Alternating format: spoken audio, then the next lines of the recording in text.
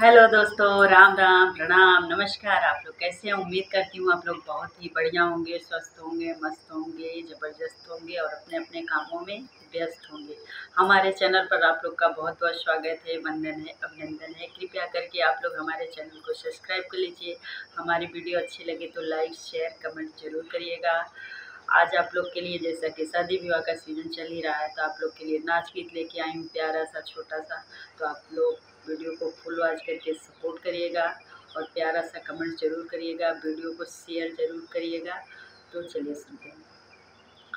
घूम गए मोटरिया के चाबी, घूम गए मोटरिया के चाबी, हमार दिला देवरई पे राजी।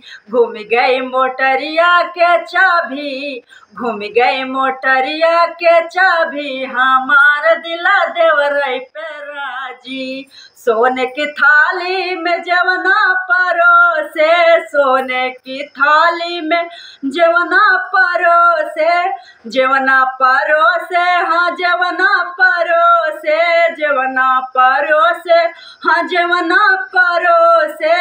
जेवैना मोर पिया पापी, जेवैना मोर पिया पापी, हमार दिला देवरई पे राजी। जेवैना मोर पिया पापी, हमार दिला देवरई पे राजी।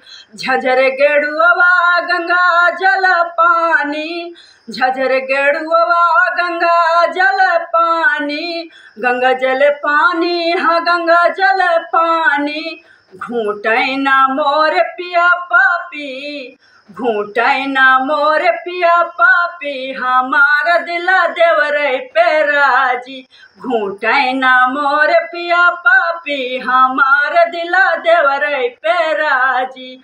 लाची लवंग रसी बीरा लगाए, लाची लवंग रसी बीरा लगाए, बीरा लगाए, हाँ बीरा लगाए, बीरा लगाए, हाँ बीरा लगाए। पूछैना मोर पिया पापी, पूछैना मोर पिया पापी, हमार दिला देवरई पे राजी। पूछैना मोर पिया पापी, हमार दिला देवरई पे राजी। फूलन से हम सेज सजाए, फूलों से हम सेज सजाए, सेज सजाए, हाँ सेज सजाए, सेज सजाए, हाँ सेज सजाए।